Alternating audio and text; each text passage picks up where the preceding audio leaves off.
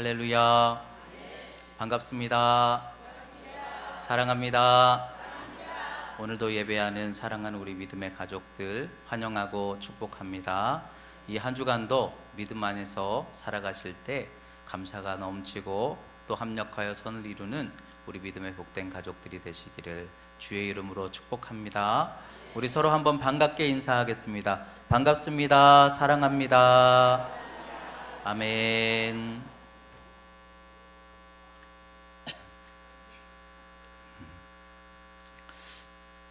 오늘은 신명기 16장 9절에서 12절 말씀을 중심으로 은혜의 첫 열매를 감사라는 제목으로 하나님 말씀 나누도록 하겠습니다. 오늘은 맥주 감사절입니다. 맥주절 하면은 이름 때문인지 몰라도 제일 먼저 보리가 떠오르시죠. 옛날에 우리가 농사 짓던 시절에 저 어린 시절만 해도 맥주절 그러면 보리가 첫 열매를 맺을 때 즈음에 첫 열매를 감사하는 절기로 와닿았던 것이 생각이 납니다. 그래서 어린 시절에 저희 아버님 시골에서 목회하셨을 때에는 이렇게 보리를 이렇게 구해다가 강단을 장식하면서 맥주 감사 예배를 드렸던 것이 기억이 납니다. 근데 요즘에는 우리가 농사를 잘 짓지 않다 보니까 맥주 감사절 하면 잘 와닿지가 않고, 또 요즘에는 추세가 맥주 감사절을 점점 생략하고 있는 그런 교회들이 많더라고요. 그런데 우리 반석교회가 맥주절을 특별히 소중하게 여겨야 하는 이유는 오늘 말씀과 같이 맥주절은 첫 열매를 감사하는 절기이기는 하지만, 그러나 육신의 첫 열매를 맺음도 감사하나 구원의 첫 열매, 은혜의 첫 열매, 생명의 첫 열매, 믿음의 첫 열매를 맺게 하시는 하나님을 생각하며 감사하는 날이 오늘 우리가 지키고 있는 맥주 감사절인 줄 믿습니다. 맥주절의 의미는 유월절이 지난 후에 약 7주가 지나서, 그러니까 유월절은 사망이 지나간 날이죠. 우리를 구원하신 날이죠.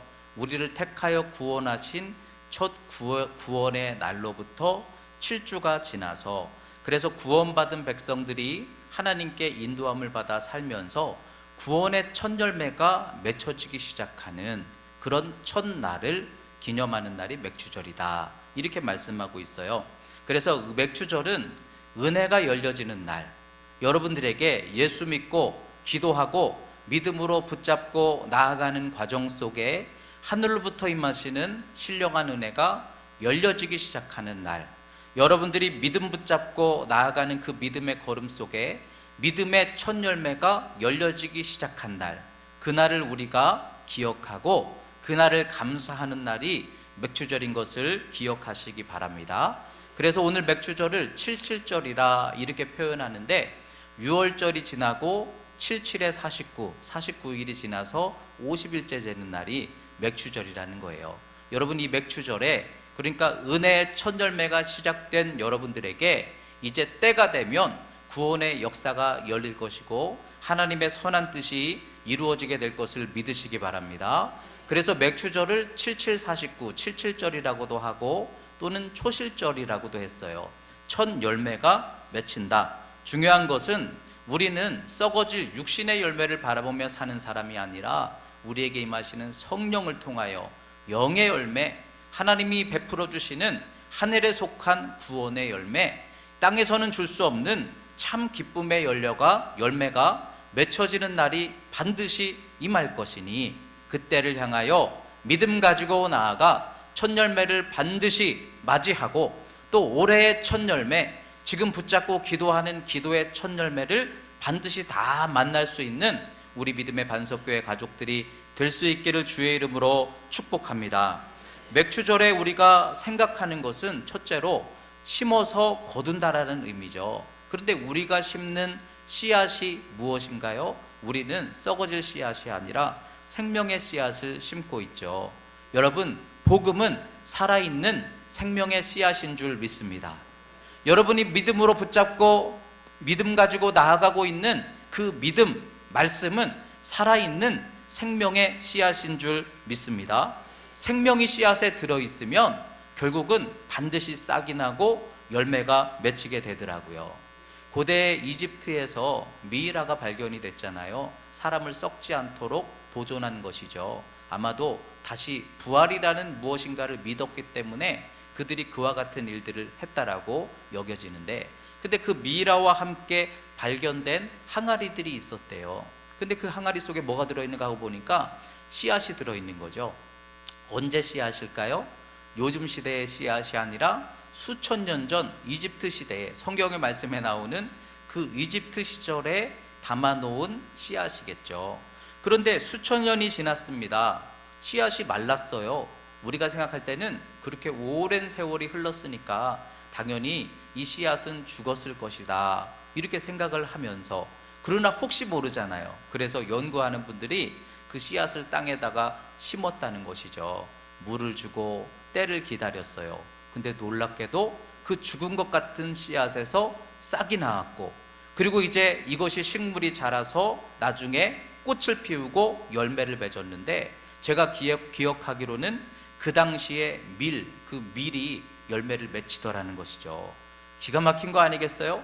생명이 들어있으니까 수천 년이 지났는데도 심으니까 결국에는 싹이 나고 열매가 맺혀진 것처럼, 여러분, 예수 그리스도를 믿는 믿음과 우리가 붙잡고 있는 말씀은 우리가 볼 때는 별 볼 일 없는 것 같고, 때로는 죽어 있는 것 같고, 힘이 없는 것 같이 보일 수 있어도, 그것을 믿음으로 심고 기도하고 하나님이 은혜의 단비를 내려주시면 하나님께서 때가 되어 싹이 나게 하시고 열매를 맺히게 하시리가 우리의 하나님이신 줄 믿습니다.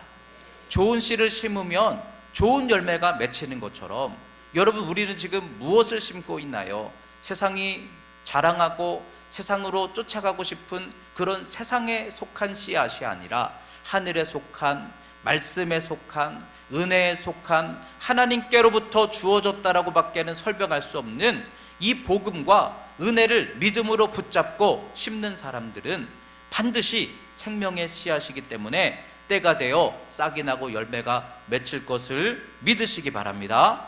그래서 좋은 씨를 심으면 반드시 생명 있는 씨는 열매가 맺힐 것인데, 그런데 이 맥주절에 또 한 가지 생각해 보아야 할 것은, 그런데 그 씨앗이 언제 열매를 맺을까 하는 것도 생각해야 된다는 거죠.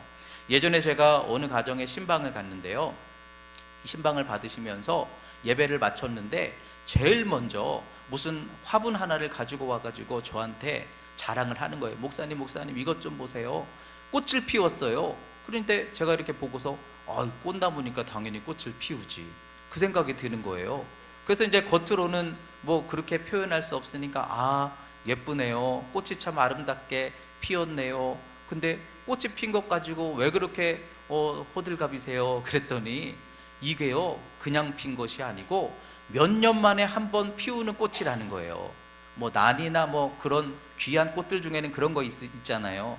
그냥 오래 심어서 오래 꽃을 피우는 게 아니라 적어도 가꾸고 기다리고, 그러나 3, 4년이 지나야 처음으로 꽃이 피우든지 열매를 맺는 그런 식물들이 분명히 있거든요.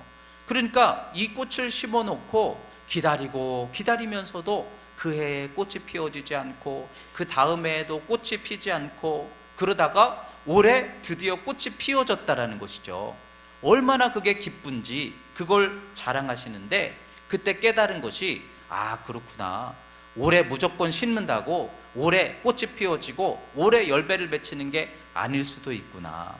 우리가 믿음으로 심는 믿음의 씨앗들이 있어요. 그런데 그게 사람마다 다 다르지 않습니까? 여러분, 오늘 이 말씀을 통해서 위로와 소망을 얻으시기 바랍니다. 여러분들의 기도 제목이 내 생각에는 1년짜리리라, 그런데 하나님 보실 때는 3년짜리일 수도 있고 5년짜리일 수도 있고 10년짜리일 수도 있어요. 분명한 것은 반드시 때가 되면 꽃이 피고 열매가 맺혀질 것을 믿으시기 바랍니다. 근데 그게 몇 년짜리인지는 우리에게 속한 게 아니에요. 내가 이만큼 기도했으면 이제 열매가 맺혀져야 되지 않느냐? 그러나 하나님이 쓰시는 때가 있고 하나님이 열매 맺게 하시는 때는 하나님께 달려있더라는 거예요. 여러분, 제가 이제 목회를 하지만 우리 감리교 목사님들은 목사가 되려면 몇 년 걸리는지 아세요? 여러분, 목회하기로 마음을 먹었습니다. 그랬다고 당장 목회를 할 수 있는 게 아니죠. 신학교에 들어가서 적어도 4년, 대학원 2년, 조금 늦어지면 3년, 그리고 또 졸업하고 나와서 이제 개척교회를 하든지 수련 목회를 하든지, 저 같은 경우는 수련 목회 3년, 매해마다 시험 봐야 되고 논문 써야 되고, 아무리 그래도 10년은 걸려요. 그러니까 목회자가 목회를 결단하였어도 목회자라는 이름을 얻게 되기까지는 10년이 걸리는 거죠. 나는 싫다. 그리고 어떤 분들은 속성으로 3개월짜리 하고서 목사 안수 받는 분들이 있더라고요. 근데 여러분, 그것이 합당한 게 아니죠. 적어도 정식으로 우리가 목회자로 쓰임 받으려면 감리교 목사님들은 10년이 걸리죠. 근데 목사가 되면은 그래서 막 교회가 부흥하고 하나님께서 막 큰 일을 맡겨주시고 합력하여 손이 열리어지는 자랑스러운 목회가 시작이 되느냐? 그것도 아니더라고요. 저는 목사 안수 받으면 막 뭔가 될 줄 알았거든요. 그런데 그렇지 않더라고요. 안수를 받고 나서도 또 준비하는 기간, 인내하는 기간, 때로는 연단 받는 기간. 적어도 우리 반석교회 와서 그래도 여러분들이 보실 때 우리 담임 목사님 그래도 조금 목회를 괜찮게 하네요 하고 여러분들이 인정해 주기까지 저는 적어도 13년, 15년 이상의 목회 기간 동안에 수많은 인내와 기도와 준비됨을 통해서 겨우 요만큼 하는 거거든요. 여러분, 그렇잖아요. 하나님이 쓰시는 사람은 적어도 우리가 믿음 가지고 준비하면 당장 뭐라도 나는 쓸 수 있을 것 같은데, 그러나 하나님의 때와 기한이 있더라는 것이죠. 적어도 쓰임받기까지는 수십 년의 시간이 필요로 하는 경우도 있어요. 저는 너무 감사한 게 저희 아버님이 목사님이시기 때문에 어려서부터 아버님을 통해서 보고 경험한 것들이 많아서 그나마 조금 빠른지도 모르겠어요. 그러나 하나님이 쓰시기까지는 분명히 준비해야 하는 기간이 필요하다라고 한다면, 여러분들의 믿음과 여러분들의 기도와 여러분들을 통하여 하나님께서 사용하실 그 은혜의 때를 바라보고 있는 여러분들이 내 생각에는 한 5년 정도면 될 것 같은데, 그러나 열매 맺음에는 하나님께 속하였고 하나님의 때가 있더라는 것이죠. 그래서 저는 늘 강조합니다. 여러분, 기도하다가 낙심하지 마세요. 내가 지금 붙잡고 기도하고 있는 이 기도 제목이 몇 년짜리인지는 우리는 모르지만, 그러나 1년짜리면 1년간을 기도하면 하나님이 열매를 맺기 시작하실 것이고, 3년짜리면 5년짜리면, 그러나 어떤 경우는 10년이 걸릴지라도 때를 만나면 반드시 하나님 열매 맺게 하실 것이니, 하나님께 속한 은혜의 때를 바라보면서 묵묵히 믿음의 길을 걸어갈 수 있는 우리 반석교회 가족들이 되시기 바랍니다. 여러분, 믿음 생활은요, 공장이 아니에요. 절대로 공장을 기대하시면 안 돼요. 오늘 재료를 탁 넣으니까 이따가 막 기계가 돌아가가지고 물건이 탁 나오면 얼마나 좋을까? 내가 예수 믿기로 작정하니까 오늘로부터 은혜가 열리면 얼마나 좋을까? 근데 여러분, 은혜가 열리기까지, 우리 반석교회는 벌써 은혜가 열려 있지만 제가 은혜를 열기까지요 얼마나 부단히 기도했는가 생각해 보니까 아무리 못해도 3년 후에는 눈물 뿌려 기도해야 되더라고요. 여러분, 분명히 때가 있는 거예요. 그래서 신앙은 농사로 비유하고 있어요.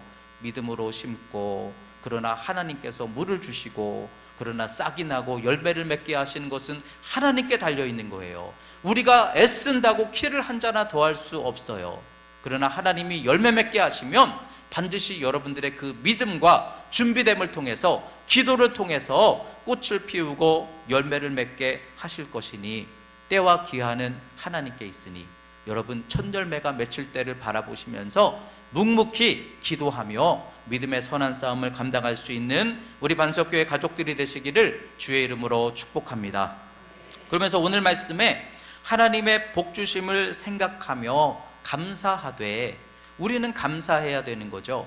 그런데 감사하되 자원하는 마음으로 감사하라, 이렇게 말씀했어요. 왜 자원하는 마음으로 감사해야 될까? 거꾸로 생각하면 억지로 감사하는 사람이 있다는 것이죠.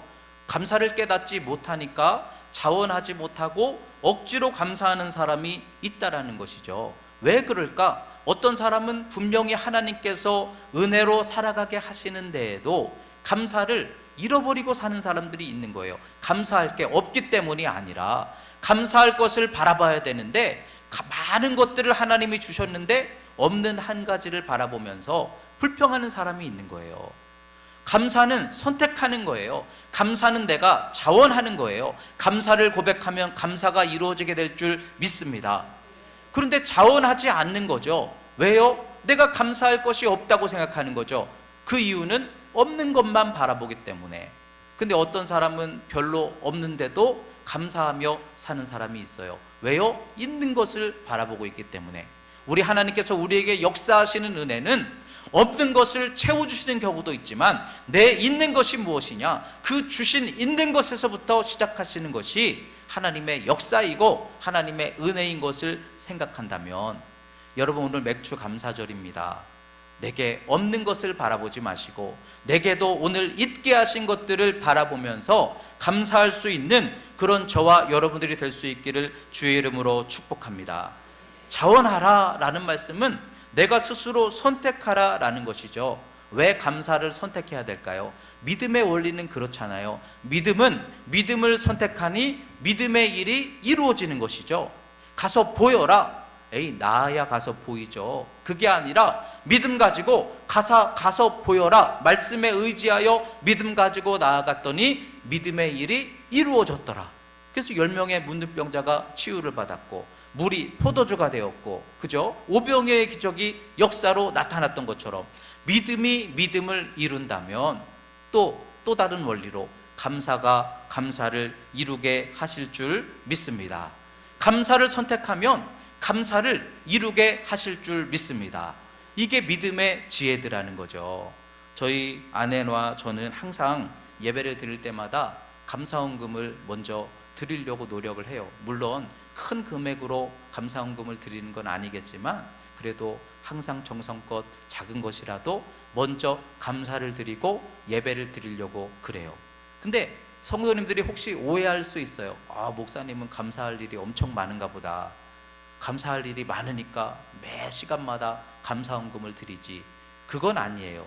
근데 제가 왜 그 감사헌금을 아내와 함께 드리느냐 하면 감사를 선택하면 감사가 열릴 것이라고 믿기 때문이에요. 감사를 선택하고 감사를 넓히니 하나님이 더 감사하게 되게 하시더라고요. 앞으로 이제 감사하는 그 금액도 하나님이 축복하셔서 넓혀지게 하실 것이라고 저는 믿습니다. 근데 믿음으로 넓게 감사하니까 또 하나님이 또 넓게 채워주시는 은혜가 있더라고요. 믿음의 원리는 그와 같은 거예요.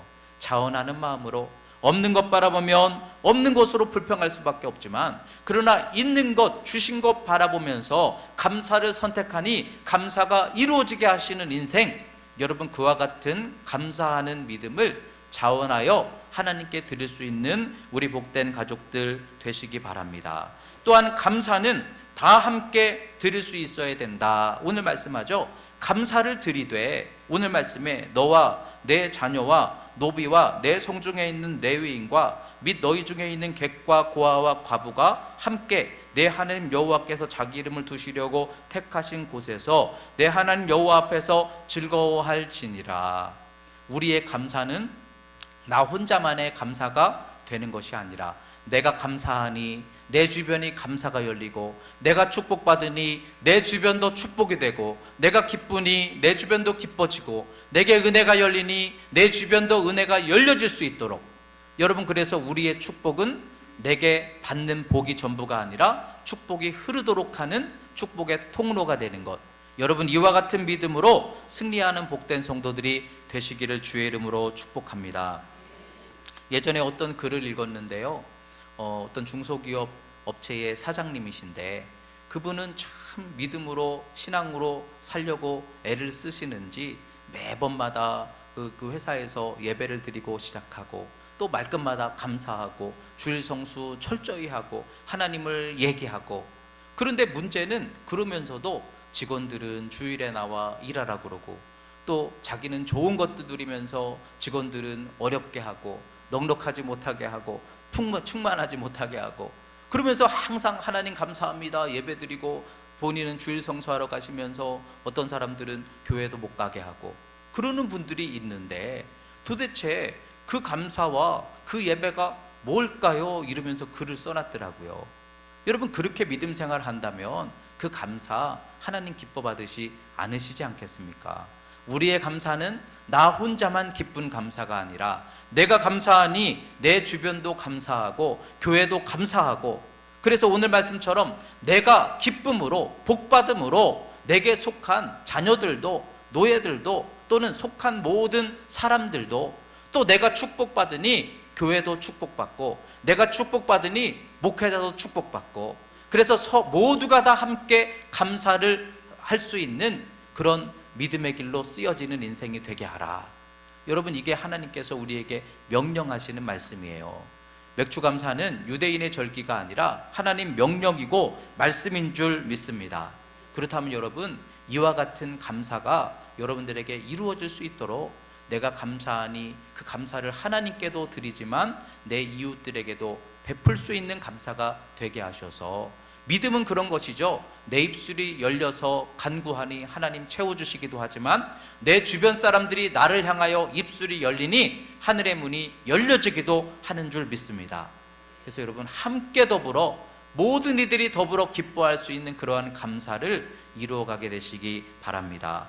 또한 우리가 감사할 것은 하나님의 이름을 두시도록 감사하는 인생이 되게 하자라는 것이죠. 성경에 보면 이름이 된 지역이 있어요. 우리나라에도 보면 세종로, 계백로, 박지성로 아시죠?